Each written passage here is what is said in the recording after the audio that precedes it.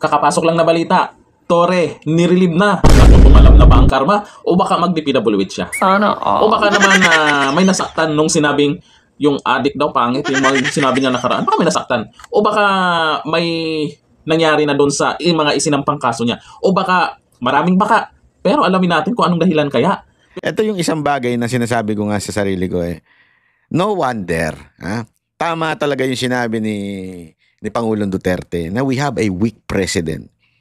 Kasi ito ang isang napakalupit na halimbawa na ang pinuno mo weak, nag-aaway-away nga sa baba. Narito ang Balitang Pinoy TV.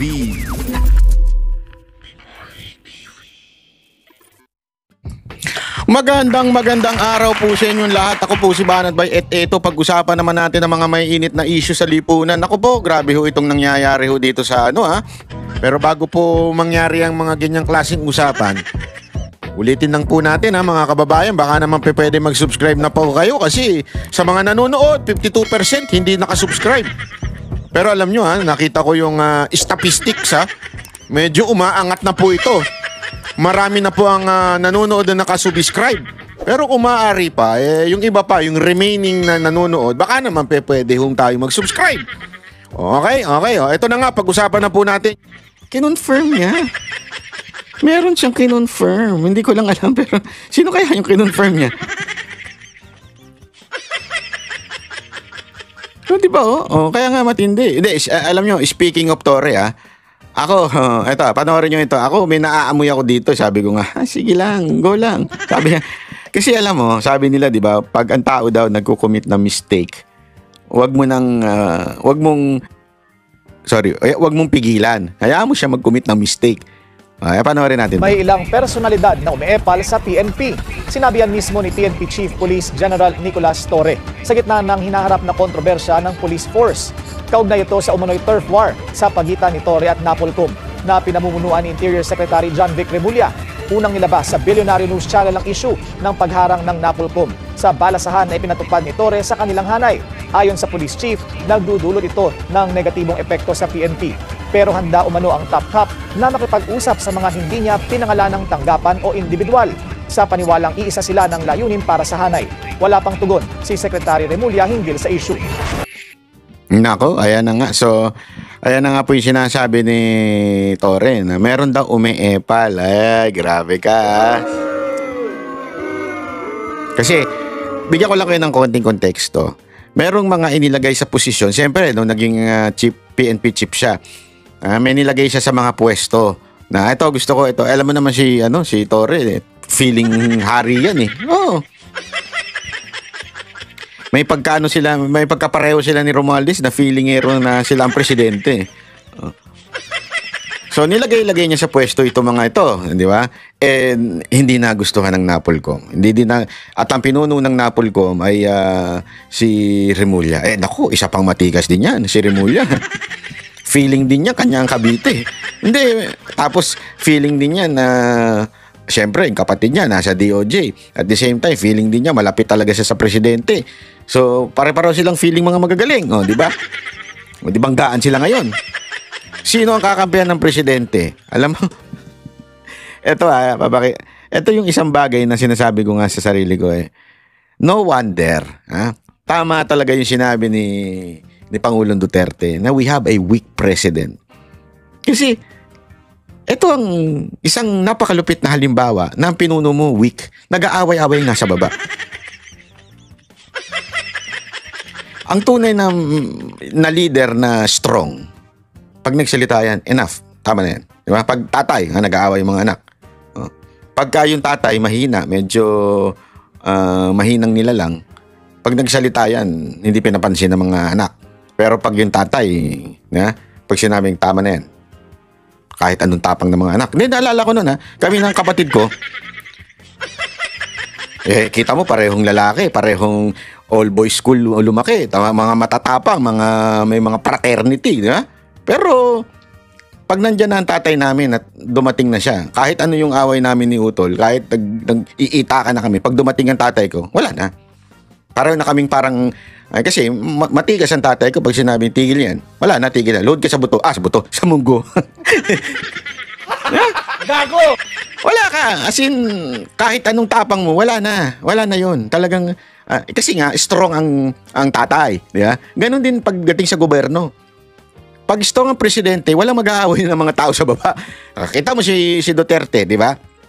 Si Duterte, strong, napaka-strong. May nakita kayo nag-aaway ng mga sekretary? May nag-aaway sa baba? Wala. Pag sinabi niyang ito ang gawin niyo, wala na. Tapos tahimik na. Finish na, ika nga. Finish na. Yun ang problema eh. Talagang mahina ang presidente natin.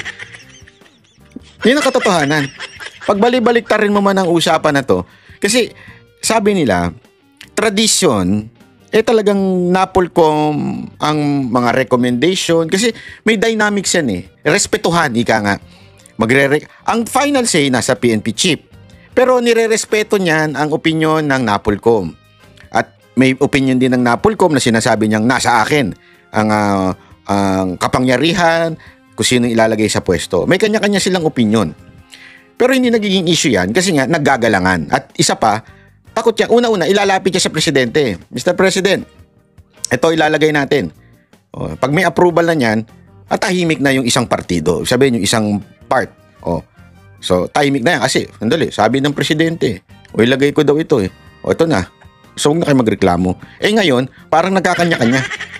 Gusto ko to. Gusto ko to. Bakit? Ako ang masusunod. Ako ang nakahuli kay Duterte. Yeah? So, sila yung masusunod siya. Wala nang masasabi na ang problema ngayon talaga, walang hindi kaya eh. Di ba? Hindi kaya, wait lang ha.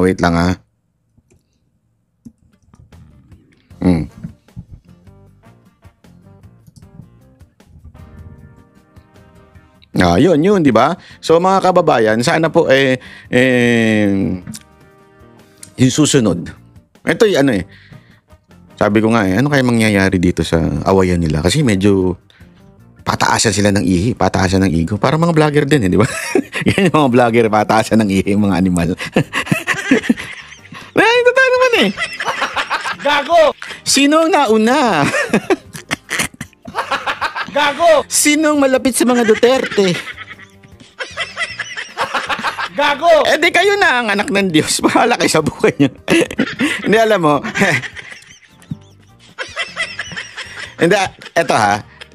That's what you call human nature. That's human nature eh.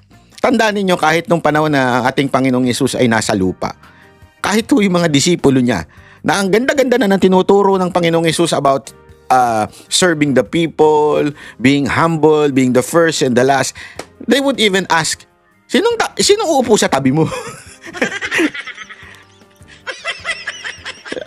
Ako ba? Kasi ako yung beloved, si John Beloved. Ako ba? May ganun eh. I mean, hindi ko sinasabing makasalanan sila ha. Ang sinasabi lang natin, it's a human nature. Di ba? Iyan po ang totoo. Human nature po yan. Kaya nga ito, sabi ko, nagpapaatasa ng ihi itong dalawang to si Remulla at saka si Torre. Sino sa atin ang mas may kapangyarihan? Sino sa atin ang susunod ng presidente? Magtakin mo sino na susunod sa presidente. Dapat ang presidente sumusunod ang nasusunod. Ngayon hindi eh. Kanino susunod si presidente? Sa akin o sa iyo? Mahinang nila lang kasi. Tama talaga si Duterte. Disaster itong nangyari sa bayan natin because of this weak president. Yeah? This is a disaster nangyari sa atin. Kawawa naman ang bayan natin, mga kababayan. Sana naman wag na maulit to. Pambihira kasi kayo, nagpabudol kayo. Panat ba, naninisi ka pa eh. Ano kayo, naninisi ka pa eh. Anyway, alam mo, may nakikita-kita ako, lumilipad-lipad na Hindi ko mahuli-huli ang animal na lamok na yan. Mahuhuli din natin yan bago tayo umuwi. Anyway, maraming salamat po. Kita-kita ulit tayo sa susunod na video. Abang-abangan nyo po. Sana subscribe po kayo ha. At kung pwede, ayun nga, sabi nga, ko. Pero mas malupit kung maging member ka ng channel na ito. Ha? Kakapasok lang na balita. Torre, nirelieve na. Tumalab na ba ang karma? O baka mag-DPWH siya? Sana. O baka naman may nasaktan nung sinabing yung addict daw pangit, yung sinabi niya nakaraan. Baka may nasaktan. O baka may nangyari na doon sa mga isinampang kaso niya. O baka, maraming baka. Pero alamin natin kung anong dahilan kaya. Pero dito po sa nakasulat, galing po sa Office of the President. Basahin po natin yan. Mukhang maliit masyado to ah. Police General Nicolas Torre, Philippine National Police PNP. Ito, you are hereby relieved as Chief PNP effective immediately. Ako po, Torre. For the continuous and efficient delivery of public service in the PNP, you are hereby directed to ensure proper turnover of all matters, documents, and information relative to your office. Pirmado po yan ni Lucas Bersamin, Executive Secretary. At walang sinabi pang anong dahilan. Yan lang po yung letter, ang iksi lang. Ano kayang dahilan? Nagbabasa ako sa mga comment, ay iba-iba po yung mga naging dahilan. Baka daw maging kontrakto ng DPWH, grabe naman kayo. Ano kayang naging dahilan? Kasi tahimik naman ngayon. Nung mga panahon na maraming binabato sa kanya, maraming nagre-reklamo. Ngayon biglaan. Agad-agad. Nako, ito silipin po natin sa mga nagko-comment dyan kasi nitong nakaraan ay talagang maraming bumilib dyan. Taga-suporta niya. Maraming bumilib dyan kay Torre, nanalo sa boxing yan. Bakit kailangan i-relieve? Champion yan. Sana. Diba? Tapos, maraming, teka, hindi kaya konektado din ito doon sa pagpapa-aresto kay dating Pangulong Duterte? Magsi-September na, magharap na doon sa ICC. Maraming dahilan. Pero hindi nila sinabi. Agad-agad. Siyempre, itong si Torre, baka naman mag-react to kung ano yung maging dahilan. Yung laging bungis-ngis niya. Diba? Abangan po natin ang magiging pahayag po ni Torre doon sa kayabangan niya. Kung mayabang pa rin siya dito sa pag-relieve sa kanya. Sana maraming, ako napaisip ako kung ano talagang dahilan. Maraming pwedeng dahilan ha. Maraming pwedeng dahilan na dapat ma-relieve agad siya. Maraming kaso kasi yan na kinakarap na tungkol po doon sa pag-aresto niya kay dating Pangulong Duterte. May iba pa na lumabas na itong nakaraan, nasangkot daw siya. At baka may nasaktan nga doon sa sinabi niyang pangit daw yung adik. Grabe naman to si Torre. Sabi dito sa mga nagko-comment, titingnan natin, baka may nakakaalam kung ano yung dahilan. Sabi ni Bea Erika, baka transfer contractor of DPWH na. Sana aba, biglang yaman yan. Ito naman opinion lang nila. Opinion ko nga din yan na baka mag-transfer sa DPWH ba? Kasi di ba malamang baka may matanggal dyan, baka may maparusahan dyan dahil sa mga anomalyang nangyayari ngayon. Di ba? Sabi ni Ria Pasqua, Mayor Baste got the last laugh. Oo nga naman. Di ba? Tuwang-tuwa yan si Torre kasi nanalo nung boxing na hindi naman pinatulan. Talaga naman. Sabi po ni Michael Chris Milan. Ito, titingnan natin baka may nakakaalam kung ano yung dahilan. Kung alam nyo nga kung ano yung dahilan, bakit nirelieve siya bigla, ay comment tayo dyan. Ito, sabi po ni Meridi Jarabay, I smell something fishy, plot twist lang yan. Oo, pwede rin. Daming dahilan talaga. Sabi ni Honey Bonsobre Cruz, mag-aartista na lang siya, tuwang-tuwa pa sa pin. Mag-aartista na lang daw si Torre. Pwede naman, kasi maraming natutuwa at natatawa din naman sa kanya. Pwede siyang maging komedyante, di ba? Sabi ni Tommy Charlie, boxing is waving. Umalay mo, magbo-boxing din siya kasi nag-champion siya, di ba? Kasi hindi sinabi ko anong dahilan eh. Hindi naman pwedeng ganun-ganun na lang. Baka naman mag-iiyak si Torre niyan. Na basta na lang siyang i-relieve. Di ba? Sikat na siya. Nagpapasikat pa. Tapos basta na lang i-relieve ng ganyan-ganyan. Sabi ni Bunso Bats, goodbye 5 minutes. Oo nga, isa din yan.